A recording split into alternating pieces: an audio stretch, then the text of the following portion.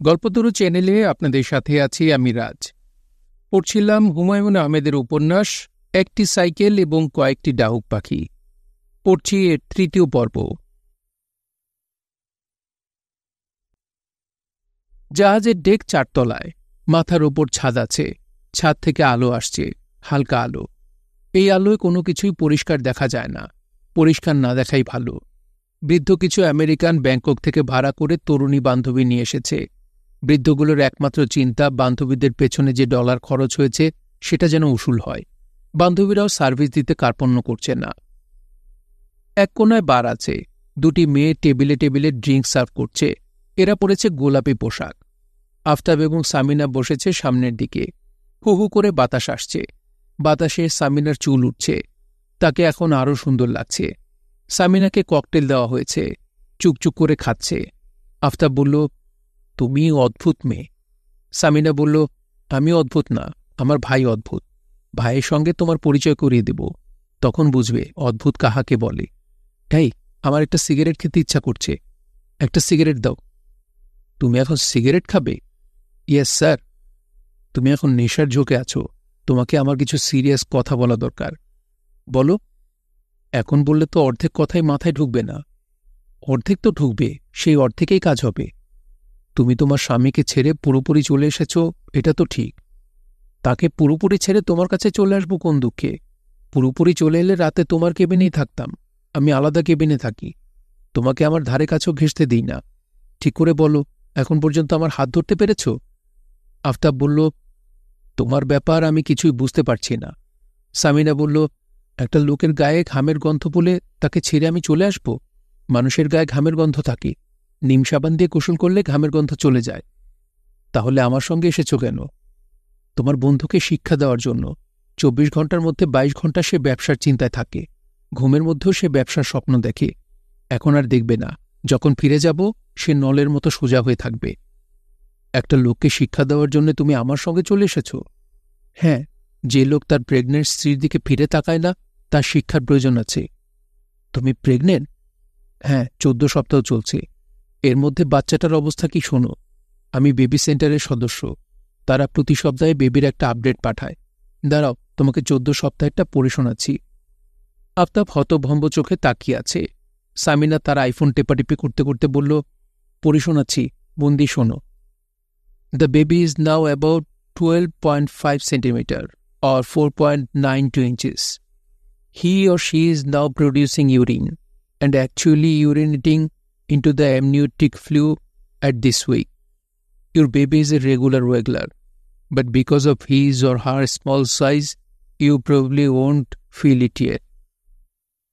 তুমি তোমার স্বামীর কাছে ফিরে যাবে? অবশ্যই, ও মালয়েশিয়া আসবে, ওকে নিয়ে ঘুরব, তারপর দেশে ফিরব।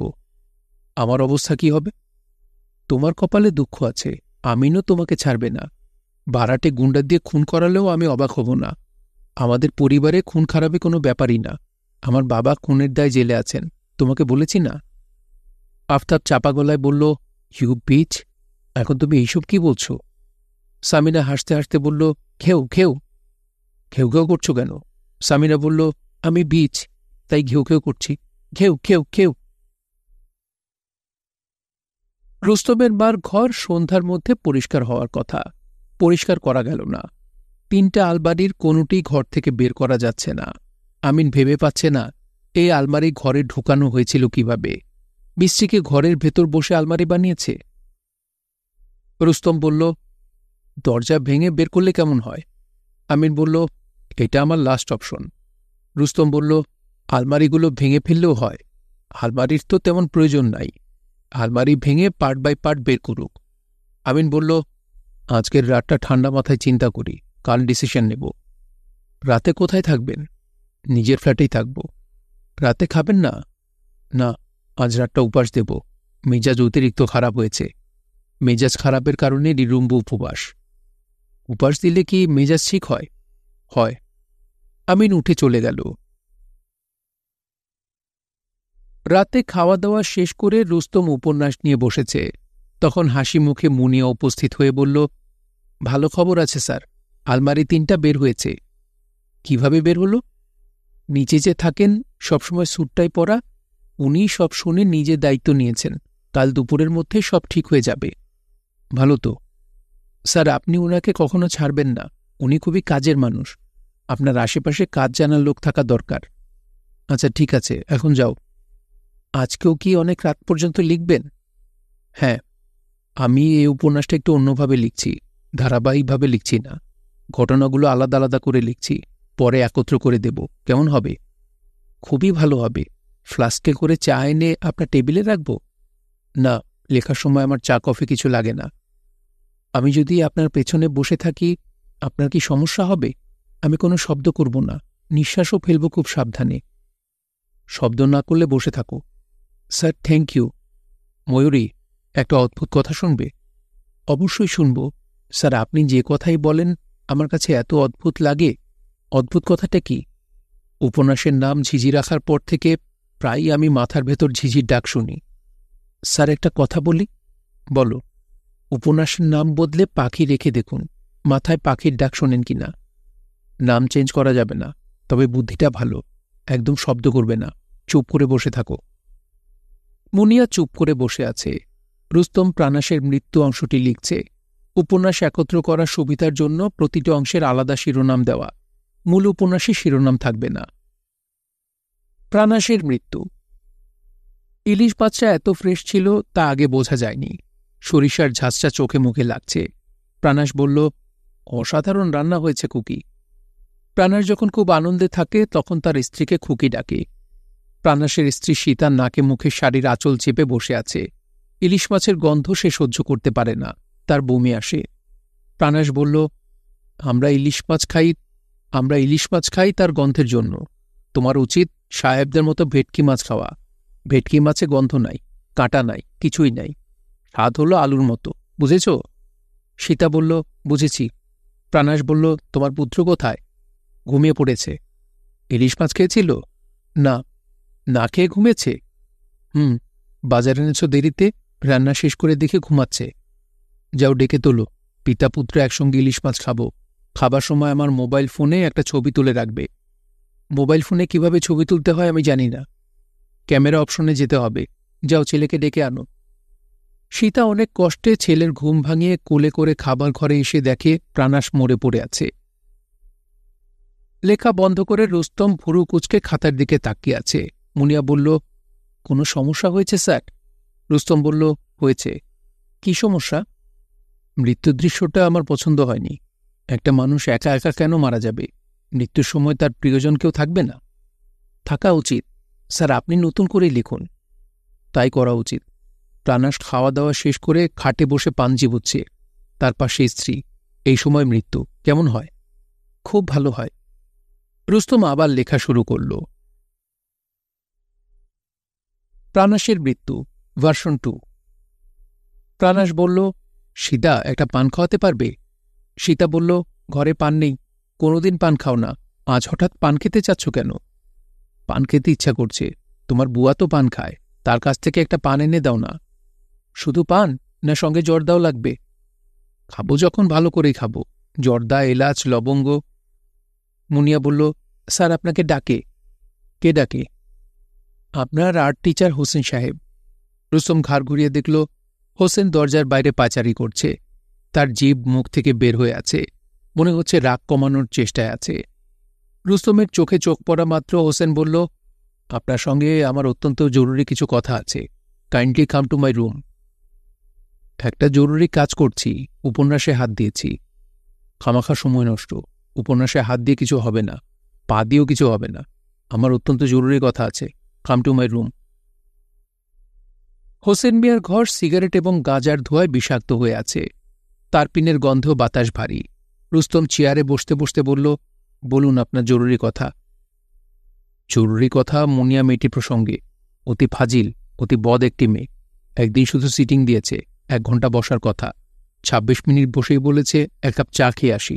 তারপর আর তার খোঁজ নাই। আমি শুধু আউটলাইনটা আঁকতে পেরেছি। ও আচ্ছা বলে তো হবে না, আপনাকে কিছু একটা করতে হবে। আমার নিজের মাথায়ও একটা বুদ্ধি এসেছে, আমি সেটা নিয়েও আপনার সঙ্গে ডিসকাস করতে চাই। অবশ্যই আপনার সঙ্গে ডিসকাস করা না করা একই। আপনি ভেজিটেবলের কাছাকাছি একজন মানুষ। তারপরও শুনুন, আমি ঠিক করেছি মেয়েটাকে বিয়ে করে ফেলব। বিয়ের পর তো তাকে আমার কথা শুনতে হবে, সিটিং দিতে হবে। এটা কি বুঝতে পারছেন? পারছি। বিয়ের পর কিছুদিন আমরা আপনার এখানেই থাকব, অসুবিধা আছে? না। বিয়ের খরচ হিসেবে কিছু টাকা আপনাকে দিতে হবে, বেশি না। বিয়ের শাড়ি কিনব, আমার আর্টিস্ট বন্ধুদের পার্টি দেব। হোটেল ভাড়া করে পার্টি না, আপনার বাড়ির ছাদে। আইডিয়া কেমন লাগছে? ভালো। যেহেতু ড্রিঙ্কস থাকবে, ফুড তেমন না থাকলেও হবে। 1 আইটেম মোরগ পোলাও। আপনার ইতালি যাওয়ার কি হলো? সব গুছিয়ে নিয়ে এসেছিলাম, এখন আবার গোড়া থেকে শুরু করতে হবে। মুনিয়াকে সঙ্গে নিয়ে যাব। যুবতী স্ত্রী ফেলে রেখে যাওয়া আর শুকনা বারুদ ফেলে রাখা একই, যে কোনো সময় দপ করে জ্বলে উঠবে। এখন বলুন, আমার আইডিয়া কেমন? ভালো। তাহলে মুনিয়াকে আপনি আমার ঘরে পাঠান, আজই সেটেল হবে। বিয়ের প্রপোজাল পাওয়ার পর তার আনন্দটা কীরকম হবে ভেবেই ভালো লাগছে। হ্যাভনট ফ্যামিলির দরিদ্র মেয়ে, ইউরোপ আমেরিকা ঘুরবে, ডিস্কো ফ্লোরে নাচানাচি করবে, ভাবাই যায় না। আপনি কাইন্ডলি মুনিয়াকে পাঠান, এক্ষুনি পাঠান। শুভস্য শীঘ্রম। মুনিয়া চুপচাপ বসে আছে, তার চোখে আগ্রহ নেই, কৌতূহলও নেই। হোসেন বলল, তোমাকে কি জন্য ডেকেছি শুনলে আকাশ থেকে পড়বে।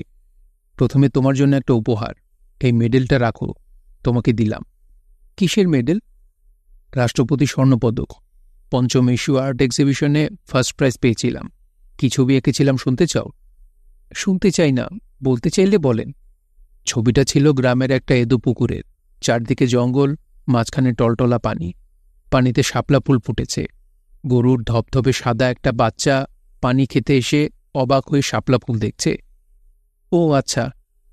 ছবিটা এখন আছে ডেনমার্কের রাষ্ট্রপতির কাছে, উনি 50,000 টাকা দিয়ে কিনে নিয়েছিলেন। খারাপ কি? তোমাকে যে মেডেলটা দিয়েছি তার ওজন 1.5 ভরি, বর্তমান টাকা এর দাম 45,000 টাকা। খুশি হয়েছ? তোমার মুখ দেখে তো মনে হয় না খুশি হয়েছ। যাই হোক, আমি তোমাকে বিয়ে করব বলে ঠিক করেছি। বিয়ের পর আমরা চলে যাব ইতালি, সেখান থেকে ফ্রান্সে। মুনিয়া হাই তুলতে তুলতে বলল, আপনি এটা ঠিক করলে তো হবে না, আমার নিজেরও ঠিক করতে হবে। তুমি রাজি না? অবশ্যই না, এখন যাই। সবকিছু চিন্তা করে না বলো, হুট করে না বলছো কেন? আমাকে বিয়ে করতে তোমার অসুবিধাটা কি? 2 দিন পরে আপনি আমাকে দিবেন ছেড়ে, তখন আমি যাব কই? ছেড়ে দেব কেন? আমার ঘটনা শুনলে তো ছাড়বেনি। তোমার আবার কি ঘটনা? রাতে আমি ঘুমাই স্যারের সঙ্গে, এটা শুনলে আপনি আমাকে বিয়ে করবেন? আছে আপনার এত সাহস? রাতে তুমি রুস্তম সাহেবের সঙ্গে ঘুমাও? ইয়েস। আমার কথা বিশ্বাস না হলে স্যারকে জিজ্ঞেস করেন, উনি মিথ্যা বলার মানুষ না। মুনিয়া উঠে দাঁড়িয়েছে। হোসেন বলল, মেডেল রেখে যাও। মেডেল নিয়ে যাচ্ছ কেন? আদর করে আপনি আমার একটা জিনিস দিয়েছেন, আমি নেব না? কি বলেন আপনি? মুনিয়া ঘর থেকে বের হয়ে গেল। খাটে পা ঝুলিয়ে হতভম্ব হয়ে বসে থাকল হোসেন মিয়া।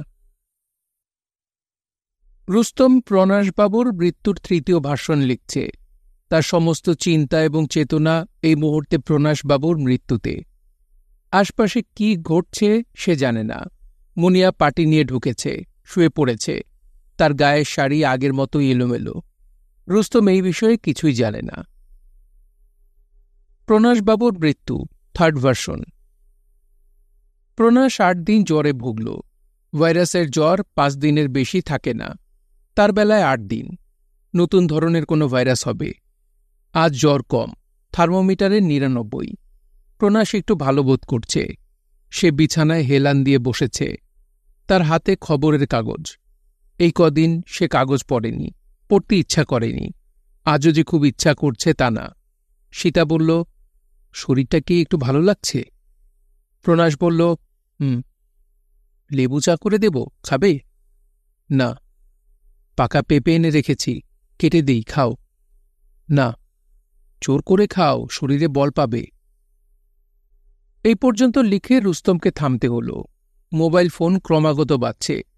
মোবাইল ফোন শিশুদের মতো, শিশুরা কাঁদতে থাকলে কোলে নিয়ে কান্না থামাতে ইচ্ছা করে। মোবাইল কাঁদতে শুরু করলেও কান্না থামাতে ইচ্ছা করে। রুস্তম বলল, হ্যালো। আমিন বললেন, রুস্তম, জেগে আছো? হ্যাঁ। আমি ভেবেছিলাম ঘুমাচ্ছ, তারপরও টেলিফোন করলাম, কারণ আমার উপায় ছিল না। নতুন কিছু ঘটেছে? তোমার বোন মালয়েশিয়া থেকে টেলিফোন করেছে, রোমিং ফোন নিয়ে গেছে। দেখেই আমি চিনেছি, আমি বললাম, হ্যালো। সে তার উত্তরে বলল, খেউ খেউ। কি বলল? কুকুরের মতো খেউ খেউ করল। বলেন কি? আমি ভাবলাম হয়তো ভুল শুনেছি। আমি আবার বললাম, কে, সামিনা? সামিনা বলল, খেউ খেউ খেউ। আগে 2বার খেউ বলেছে, এখন বলল 3বার। আপনি টেলিফোন রেখে দিয়েছেন? হ্যাঁ। আরেকবার করে দেখুন। এমন হতে পারে যে বুবু ঠিকই আপনার প্রশ্নের উত্তর দিচ্ছে, আপনি তাকে অপছন্দ করবেন বলে ঘেউ ঘেউ শুনছেন। ডক্টর রেণুবালা দে হলে তাই বলতেন। মস্তিষ্ক আমাদের তাই শোনায় যে আমরা প্রবলভাবে শুনতে চাই। দুলাভাই, রাখি। রুস্তম প্রণাসবাবুর মৃত্যুর 3য় ভাষণ পড়ল। তার পছন্দ হল না। একটা মানুষ আগেই আধমরা হয়ে আছে, তার মৃত্যু কারো মনে দাগ কাটবে না। জলজ্যান্ত একজন মানুষের মৃত্যুর সঙ্গে সঙ্গে মনে দাগ কাটবে। সে 4র্থ ভাষণ নিয়ে ভাবতে বসল। এই ভাষণে প্রণাসবাবু তার ছেলে মেয়েদের নিয়ে স্টার সিনেপ্লেক্সে অবতার ছবিটা দেখতে গেছেন। ছেলেকে আইসক্রিম কিনে দিয়েছেন, তিনি পপকর্ন নিয়েছেন। ছবি শুরু হওয়া মাত্র তিনি স্ত্রীর কানে কানে বললেন, বুকে ব্যথা করছে। সীতা গভীর মনোযোগ দিয়ে ছবি দেখছে বলে স্বামীর কথা শুনতে পেল না। মোবাইল ফোন আবারও বাজছে। রুস্তম বলল, হ্যালো। ওপাশ থেকে আমিন বললেন, তোমার কথা মতো আবারও টেলিফোন করেছিলাম। সামিনা আবারও বলল, ঘেউ ঘেউ। কি করি বলো তো? রুস্তম বলল, আমি তো কিছু বলতে পারছি না, তবে এমনও হতে পারে যে বুবু কুকুর হয়ে গেছে। কুকুর হয়ে গেছে? কুকুর হয়ে গেছে মানে? মানসিকভাবে কুকুর হয়ে গেছে। সে নিজেকে কুকুর ভাবছে। ডক্টর রেণুবালাকে জিজ্ঞেস করে আমি জেনে নেব। তোমাকে কিছু জানতে হবে না, তুমি ঘুমের ওষুধ খেয়ে ঘুমাও। জি আচ্ছা। সকাল সকাল উঠবে, তোমাকে নিয়ে ভাইপীরের কাছে যাব। আর যেভাবেই হোক ওনার কাছ থেকে তাবিজ নিয়ে আসতে হবে। আমি ঘড়িতে অ্যালার্ম দিয়ে রাখছি। 6টায় ঘুম থেকে উঠে নাশতা খেয়ে রওনা। তোমাকে আমি ডেকে তুলব, ঠিক আছে? ঠিক আছে। রুস্তম লেখা নিয়ে বসল। স্টার সিনে কমপ্লেক্সের একগাদা মানুষের মধ্যে প্রণাসের মৃত্যু হওয়া ঠিক হবে না। মৃত্যু হবে পরিবারের সদস্যদের উপস্থিতিতে। প্রণাসের মৃত্যু, ফাইনাল ভার্সন। নেত্রকোনা থেকে প্রণাসের বাবা অবিনাশবাবু এসেছেন। ছেলেকে নিয়ে তিনি দুঃস্বপ্ন দেখেছেন বলেই ঢাকায় আসা। দুঃস্বপ্নটা ভয়ঙ্কর। কালো রঙের একটা কুকুর এসে কামড়ে কামড়ে প্রণাসকে খাচ্ছে। প্রণাস চিৎকার বা কান্নাকাটি করছে না। প্রণাস চেয়ারে বসে তার ছেলের হোমওয়ার্ক দেখছিল। কুকুর তার বাঁ পাটা হাঁটু পর্যন্ত খেয়ে ফেলার পর সে বেশ স্বাভাবিক ভঙ্গিতে ডান পায়ে গিয়ে দিল। এই পর্যন্ত লিখেই রুস্তমকে লেখা বন্ধ করতে হল, কারণ মুনিয়া ফুঁপিয়ে কাঁদছে। রুস্তম অবাক হয়ে বলল, কি হয়েছে? স্যার, পিঁপড়ায় কামড়াচ্ছে, মেঝে ভর্তি লাল পিঁপড়া। নিজের ঘরে চলে যাও, ঘরে গিয়ে আরাম করে ঘুমাও। আমার ঘরে আরও বেশি পিঁপড়া, বিছানাতেও পিঁপড়া। ভালো সমস্যা হলো তো। স্যার, আমি আপনার খাটের এক কোনায় পড়ে থাকি। আপনার খাটটা অনেক বড়, আপনি টেরও পাবেন না খাটে আর কেউ আছে। স্যার, খাটে শোবো? আচ্ছা। মুনিয়া খাটে উঠে এলো। রুস্তম প্রণাসের মৃত্যুর ফাইনাল ভার্সন লিখতে লাগল। স্যার, একটা কথা বলবো? কাজ করছি মুনিয়া, এখন কথা বন্ধ। বেশিক্ষণ কথা বলবো না, 1 মিনিট। আপনাকে যে শিল্লুকটা দিয়েছিলাম ভাঙাতে পারেন নাই, তাই না? কোন শিল্লুক? ওই যে আমি থাকি জলে আর তুমি থাকো স্থলে। না, সহজ দেখে একটা দেব স্যার। শিল্লুকটা ভাঙালেই আপনি জানতে পারবেন আমি কাকে বিয়ে করেছি। মুনিয়া, শোনো, আমার জানতে ইচ্ছা করছে না। গোপন বিষয় গোপন থাকা ভালো। স্যার, আমার খুব বলতে ইচ্ছা করছে। তাহলে বলো। বাতি জ্বালা থাকা অবস্থায় আমি বলতে পারবো না স্যার, আমার লজ্জা লাগবে। আপনি বাতিটা নেভান, আমি বলছি। তাহলে কিছুক্ষণ অপেক্ষা করো, আমি লেখা শেষ করে বাতি নেভাবো, তারপর বলবে। জি আচ্ছা, আমি জেগে থাকব। একটা শব্দ করতে পারবে না, খুব মন দিয়ে লিখি তো, সামান্য শব্দতেও কনসেন্ট্রেশন এলোমেলো হয়ে যায়। আমি কোনো শব্দ করব না, নিঃশ্বাসও ফেলব সাবধানে। আপনি বললে নিঃশ্বাসও ফেলব না। রাত 3টায় রুস্তম লেখার টেবিল থেকে উঠল। অপেক্ষা করতে করতে মুনিয়া ঘুমিয়ে গেছে। রুস্তম 2টা ঘুমের ট্যাবলেট খেল। রেণুবালা বলে দিয়েছেন ওষুধ খাবার 8 ঘণ্টা পর বিছানায় যেতে, 8 ঘণ্টা চুপচাপ অপেক্ষা করা। বাথরুমের বেসিনে শব্দ হচ্ছে। রুস্তম বলল, কে? বাথরুম থেকে গম্ভীর গলায় জবাব এলো, জনাব, আমি। আপনি কে? আমি হাজি আসমতুল্লাহ, আপনার কবিতার বইয়ের প্রচ্ছদ দেখেছিলাম। এখানে কি করেন? অজু করছি জনাব, অজু করে তাহাজ্জুদের নামাজ পড়ব। রুস্তম দীর্ঘ নিঃশ্বাস ফেলল। ৮ ঘন্টা অপেক্ষা না করে তার উচিত এখনই বিছানায় যাওয়া। তুমি কি আমাকে চিনেছ? চিনব না কেন? তোমার নাম দিনা। তোমার আসল নাম মদিনা। নামটা তোমার কাছে পুরনো মনে হওয়ায় কেটে ফেলে দিনা হয়েছ। তোমার লম্বা চুল ছিল, চুল কেটে ছেলে সাজার চেষ্টা করছ। কথাবার্তা তো খুব গুছিয়ে বলছ, ব্যাপার কি? তবে তোমাকে দেখে কিন্তু পাগল পাগল লাগছে। আমি শুনেছি যারা পাগল তাদের গা থেকে রে বের হয়, যার গায়ে এ রে বেশি পড়ে সেও পাগল হয়ে যায়। কথা হচ্ছে দিনার সঙ্গে রুস্তমের। দিনা গোলাম বলার একমাত্র মেয়ে। তার নিজের কিছু ব্যবসা আছে। জাপান থেকে রিকন্ডিশন গাড়ি এনে বিক্রি করে। মতিঝিলে তার গাড়ির শোরুম আছে, দিনা মোটরস। ইতালি থেকে সে এলসি খুলে রং আনে। দেশ থেকে রপ্তানি করে সামুদ্রিক মাছের শুটকি এবং শৈবাল। তাকে দেখে বোঝার উপায় নেই সে এদেশের বড় ধনীদের একজন। দিনার গায়ের রং কালো। কালো রং তার সঙ্গে খুব মানিয়ে গেছে। দিনার চোখ মুখ বুদ্ধিতে ঝলমল করছে। দিনা একসময় রুস্তমের স্ত্রী ছিল। সাজ্জাদ আলী এবং তার পার্টনার গোলাম বাওলার এই বিয়েতে কোনো মত ছিল না। বিয়ে হয়েছিল রুস্তমের মা আসমার একক আগ্রহ এবং চেষ্টায়। দিনার একটি ছেলে আছে, তার নাম না। দিনার ফেলে দিয়ে না। দিনা কখনোই তার ছেলেকে বাবার সঙ্গে দেখা করতে দেয় না। দিনা নিশ্চিত ছেলেকে বাবার সঙ্গে মিশতে দিলে ছেলেও বাবার মতো হয়ে যাবে। দিনা বলল, আমি তোমার কাছে বিশেষ জরুরি কাজে এসেছি। কাজ শেষ করে চলে যাব। কাজটা কি? আমার বাবা কোথায়? তোমার বাবা কোথায় তা তো আমি জানি না, তবে উনার লাঠিটা আমার কাছে, যে লাঠিটা তুমি বালি থেকে ওনাকে কিনে দিয়েছ। দিনা বলল, বালি থেকে আমি তাকে কোন দুঃখে লাঠি কিনে দেব? আমি জীবনে কখনো ইন্দোনেশিয়া যাইনি। বাবা বানিয়ে বানিয়ে বলেছে। বাবা কখনোই সত্যি কথা বলে না। সত্যি কথা বলাটাকে বাবা শাস্তিযোগ্য অপরাধ মনে করে। ওনাকে পাওয়া যাচ্ছে না? না, শেষবার বাবা তোমার সঙ্গে দেখা করতে এসেছিল। তুমি তাকে একটা কবিতার বই দিয়েছিলে। গাড়ি পাওয়া গেছে সায়েন্স ল্যাবরেটরির সামনে। বাবাও নেই, ড্রাইভারও নেই। রুস্তম বলল, মনে হয় ইন্ডিয়া চলে গেছেন। কোনো ঝামেলা হলেই উনি ইন্ডিয়া চলে যান। দিনা বলল, আমার ধারণা বাবা র্যাবের হাতে কিংবা সিআইডি পুলিশের হাতে আছে। ওরা কোনো ইনফরমেশন রিলিজ করছে না।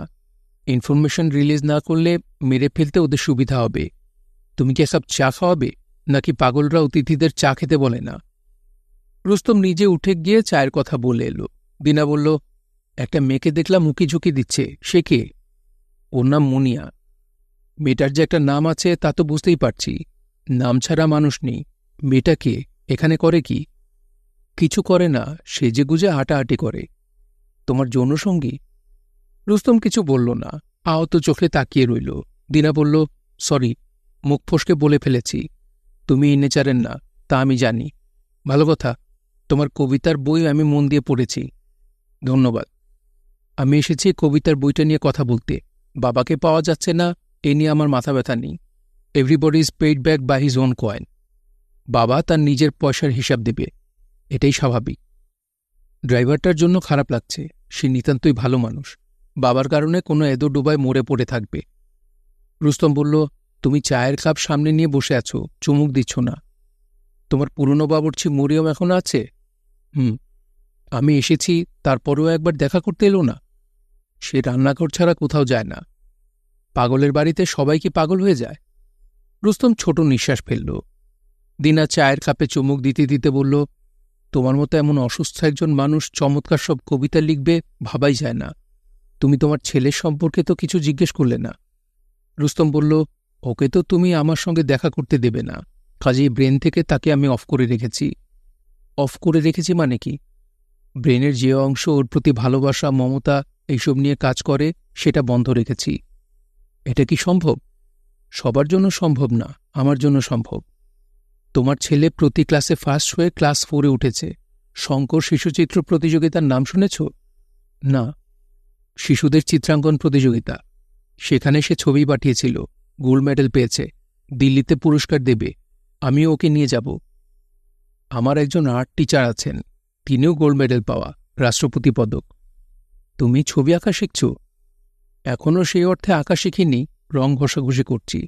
ছবি আঁকার জন্য রং ঘষাঘষি শেখা খুবই জরুরি। তুমি কি তোমার ছেলের সঙ্গে কিছু সময় কাটাতে চাও? না। না কেন? কিছু সময় কাটালে আরও বেশি সময় কাটাতে ইচ্ছা করবে, মন খারাপ হবে। ডাক্তার রেনুবালা বলেছেন, মন খারাপ হয় এমন কিছুই যেন আমি না করি। আমাকে সবসময় আনন্দের মধ্যে থাকতে হবে, আনন্দ খুঁজে বেড়াতে হবে। তোমার ছেলেকে স্কুল থেকে একটা অ্যাসাইনমেন্ট দিয়েছে, 100 শব্দ দিয়ে একটা রচনা লিখতে হবে। মাই ফাদার। সে লিখেছে, my father is a mad person, I don't know anything about him. Rustam বলল, সে তো সত্যি কথাই লিখেছে। দিনা বলল, হ্যাঁ সত্যি কথা, তবে তুমি এখন অনেক সুস্থ, প্রায় নর্মাল। রুস্তম বলল, একটু দাঁড়াও, আমি তোমার বাবার লাঠিটা এনে দিচ্ছি, লাঠি নিয়ে যাও, তবে লাঠির বিষয়ে সাবধান। লাঠির বিষয়ে সাবধান মানে? লাঠিটা মেঝেতে পড়লে সাপ হয়ে যায়, আমি নিজের চোখে দেখেছি। দিনা বলল, তোমার অসুখ মোটেই সারেনি, বরং খানিকটা বেড়েছে। আমি ভেবেছিলাম তোমার ছেলেকে কয়েক ঘন্টার জন্য পাঠাবো, এখন মনে হচ্ছে পাঠানো ঠিক হবে না। তাহলে পাঠিও না। দিনা অনাগ্রহের সঙ্গে লাঠি হাতে নিল, বিরক্ত মুখে বলল, আমি অনেকক্ষণ হলো মুনিয়া মেয়েটার কাণ্ডকারখানা দেখছি। আগে সবুজ শাড়ি পরা ছিল, এখন লাল শাড়ি পরে ঘুরঘুর করছে, ঠোঁটে কুচকুচে কালো লিপস্টিক। মেয়েটার মধ্যে প্রস্টিটিউট ভাব আছে। প্রস্টিটিউট ভাবটা কি? তুমি বুঝবে না, তোমাকে বোঝানোর চেষ্টা করো বন্ডশ্রম। তুমি যত দ্রুত পারো মেয়েটাকে বিদায় করো, সব বলে আজই। আচ্ছা, I really feel sorry for you. আমাকে নিয়ে সরি ফিল করার কিছু নাই, আমি ভালো আছি। একটা উপন্যাসে হাত দিয়েছি, সারাক্ষণ উপন্যাস নিয়েই ভাবছি। উপন্যাসের নাম দিয়েছি ঝিঝি। রেনুবালা ঝিঝি নামটা খুব পছন্দ করেছেন। রেনুবালাটা আবার কে?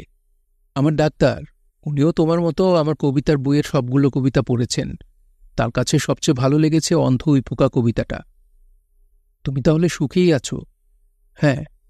আমাকে মিস করো? না। Very good. অদ্ভুত কারণে আমি তোমাকে মিস করি। হঠাৎ রাতে ঘুম ভাঙলে মনে হয় মানুষটা পাশে থাকলে ভালো হতো, কিছুক্ষণ গল্প করতাম। দিনা চলে যাওয়ার পরপর মুনিয়া রুস্তমের ঘরে ঢুকল। কালো লিপস্টিকে মেয়েটাকে ভয়ঙ্কর লাগছে। বাজারে কালো লিপস্টিক পাওয়া যায়, এইটাই রুস্তম জানত না। মুনিয়া বলল, এসেছিলেন যে, উনি কে? ওর নাম দিনা। তার একটা ছেলে আছে, ক্লাস 4-এ পড়ে। ছেলের নাম অদ্ভুত, তার নাম হল না। আপনার কে হয়? এখন আমার কেউ না, একসময় আমার স্ত্রী ছিল। আমি পুরোপুরি পাগল হওয়ার পর সে আমাকে ডিভোর্স দিয়ে চলে গেছে। ছেলেটা আপনার? হ্যাঁ। উনি কি আবার বিয়ে করেছেন? তা তো জানি না, জিজ্ঞেস করিনি। আপনার কাছে কেন এসেছেন? তার বাবার খোঁজ নিতে এসেছে। সে আশায় একটা খুব ভালো কাজ হয়েছে। ভালো কাজটা কি? লাঠির হাত থেকে বাঁচলাম। তোমার চোখে পানি কি জন্য? স্যার, আমার খুব মন খারাপ লাগছে, এই জন্য চোখে পানি। ইচ্ছা করছে একটা চলন্ত ট্রাকের সামনে ঝাঁপ দিয়ে পড়ি। তোমার প্রায় চলন্ত ট্রাকের সামনে ঝাঁপ দিয়ে পড়তে ইচ্ছা করে, এটা ভালো কথা না। নেক্সট টাইম আমি ডাক্তার রেনুবালার সঙ্গে বিষয়টা নিয়ে আলাপ করব। আপনার যা ইচ্ছা করেন, আমি অবশ্যই চলন্ত ট্রাকের সামনে পড়ব। যদি না পড়ে, আমার নাম মুনিয়া না। দুপুরের দিকে আমিন বিধ্বস্ত চেহারা এবং 2টি স্যুটকেস নিয়ে উপস্থিত হল। তার ঘর সুন্দর করে গোছানো, এ বিষয়টি নিয়ে মোটেই উচ্ছ্বাস দেখাল না। দুপুরে ভাত খেতে খাবারের টেবিলে এলো না। তার ঘর থেকে চাপা কান্নার শব্দ শোনা যেতে লাগল। আমিন ঘর থেকে বের হল সন্ধ্যাবেলায়। মাগরিবের নামাজ পড়ে 2টি বিস্কিট এবং একটা চা খেল। রুস্তম বলল, আপনাকে দেখেই খুব অসুস্থ লাগছে। আমিন বলল, দিনের মধ্যে 10-12 বার আমার স্ত্রী আমাকে টেলিফোন করে। আমি হ্যালো বলতেই সে বলে ঘেউ ঘেউ। আমি অসুস্থ হব না? ডাক্তার রেনুবালার কাছে কি যাবেন? ওনার কাছে আমি যাব কোন দুঃখে? আমি তো টেলিফোনে ঘেউ ঘেউ করি না, যে ঘেউ ঘেউ করে সে যাবে। তাও ঠিক। তোমার বাড়িতে আমি কিছু মৌলিক পরিবর্তন করব। এক্সট্রাতে বাড়ি ভর্তি, এদের ঝেঁটিয়ে বিদায় করব। কখন? কাল দুপুরের মধ্যে দেখবে সব ক্লিয়ার। তোমার কোনো সমস্যা নাই তো? জি না, তবে মুনিয়া মেয়েটাকে কঠিন কোনো কথা বলবেন না। কঠিন কথা বললে সে চলন্ত ট্রাকের সামনে লাফ দিয়ে পড়বে। পড়বে। বদমেয়েটা ঠোঁটে চাইনিজ ইঙ্ক মেখে ঘুরে বেড়াচ্ছে। চাইনিজ ইঙ্ক না, লিপস্টিক। দুলাভাই, আজ আমার ডাক্তারের সঙ্গে অ্যাপয়েন্টমেন্ট আছে, তবে আমি একা যাব, আপনাকে নেব না। আমাকে নেবে না কেন? ডাক্তার বলেছেন আমাকে একা যেতে। এই ডাক্তার বদলাতে হবে। চিকিৎসার নাম নাই, শুধু থিওরি কপচায়, ফাজিল মেয়ে। রুস্তম বলল, বুবুর উপর রাগটা আপনি সবার উপর ছড়িয়ে দিচ্ছেন। এটা ঠিক না, এটা ভুল। আমাকে ভুল শুদ্ধ শেখাবে না। জি আচ্ছা। আমিনের টেলিফোন বাজছে। আমিন নাম্বারের দিকে হতাশ চোখে তাকিয়ে আছেন। টেলিফোন ধরছেন না। টেলিফোন করেছে সামিনা। রুস্তম, জি দুলাভাই, তোমার এই বোন আমাকে পাগল বানানোর চেষ্টা করছে। টেলিফোন ধরবেন না? না ধরে কতক্ষণ থাকব? সে তো টেলিফোন করতেই থাকবে, করতেই থাকবে। ফোন সেটটা ধানমন্ডির লেকে ফেলে দিন, বিষয়টা পুরোপুরি অফ হয়ে যাক। পুরোপুরি অফ করার জন্য লাখ টাকা দামের আইফোন পানিতে ফেলতে হবে কেন? সুইচ বন্ধ রাখলেই হয়। সুইচ বন্ধ করলে পুরোপুরি অফ হবে না, আপনি জানবেন, বোতাম চাপ দিলেই অন হবে। আমিন টেলিফোন নিয়ে নিজের ঘরে ঢুকে গেলেন। ডাক্তার রেনুবালা বললেন, সব কি ঠিকঠাক? রুস্তম হাসল। লাঠি সমস্যার সমাধান হয়েছে? হয়েছে, যেখানকার লাঠি সেখানে চলে গেছে। ওষুধ নিয়মিত খাচ্ছেন? জি। উপন্যাস এগুচ্ছে? জি। পরের বার যখন আসবেন যতটুকু লিখেছেন নিয়ে আসবেন, আমি পড়ব। জি আচ্ছা। আমাকে বলার মধ্যে স্ট্রেঞ্জ ঘটনা কি ঘটেছে? আমার জীবনে ঘটেনি, আমার দুলাভাইয়ের জীবনে ঘটেছে, বলবো? আপনার বলতে ইচ্ছা করলে অবশ্যই বলবেন। দুলাভাইয়ের স্ত্রী অর্থাৎ আমার বুবু দুলাভাইকে ছেড়ে তার বন্ধুর সঙ্গে মালয়েশিয়া চলে গেছে। দুলাভাইয়ের গায়ের ঘামের গন্ধ পছন্দ না বলে বুবু চলে গেছেন। এটা তো স্ট্রেঞ্জ কোনো ঘটনা না, এটা দুঃখজনক ঘটনা। দুঃখজনক ঘটনা, আনন্দজনক ঘটনা, অদ্ভুত ঘটনা, এর মধ্যে আপনাকেই পার্থক্য করতে হবে।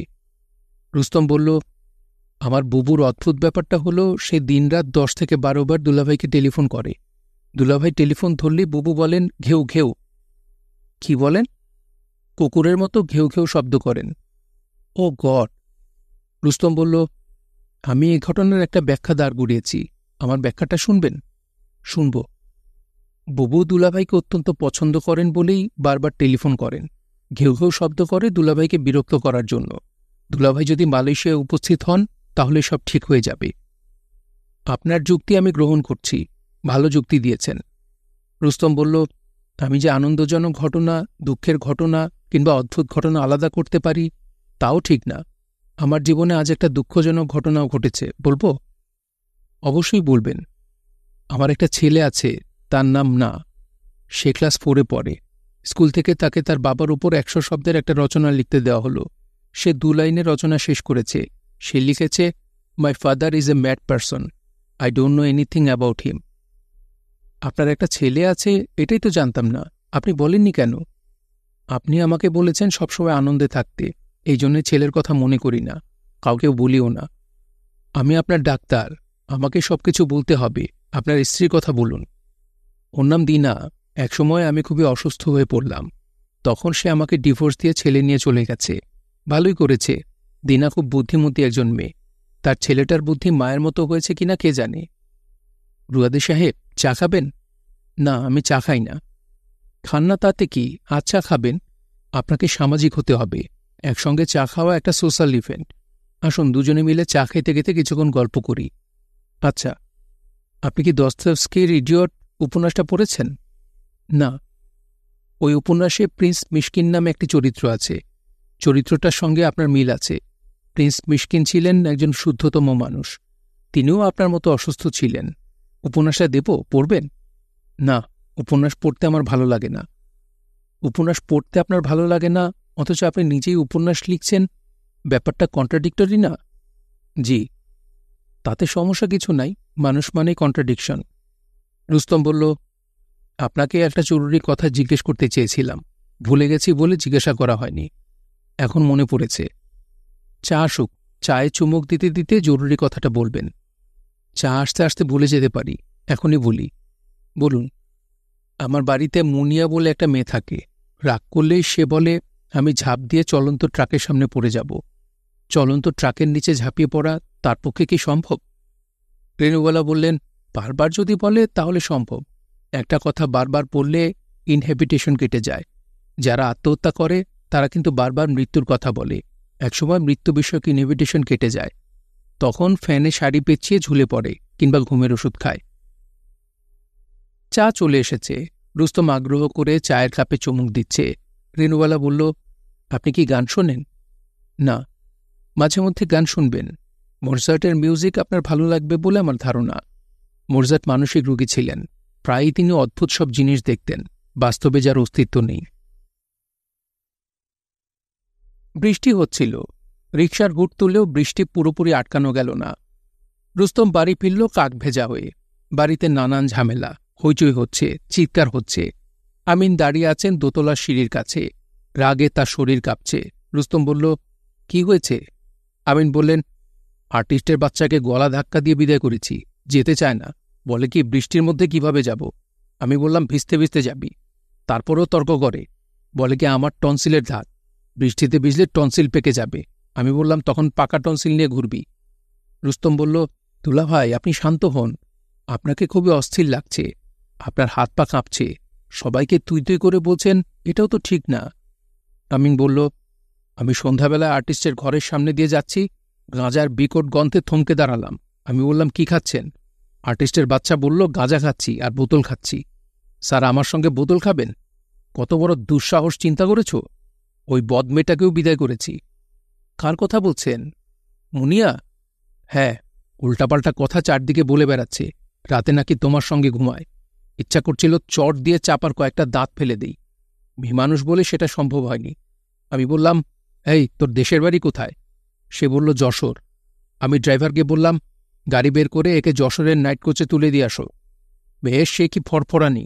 বলে কি, স্যার, আমি কিন্তু চলন্ত ট্রাকের সামনে ঝাঁপ দিয়ে পড়ব। আমি বললাম, চলন্ত ট্রাক, চলন্ত বাস, চলন্ত বেবি ট্যাক্সি, যার সামনে পড়তে ইচ্ছা করে পড়বি, আমার কোনো সমস্যা নাই।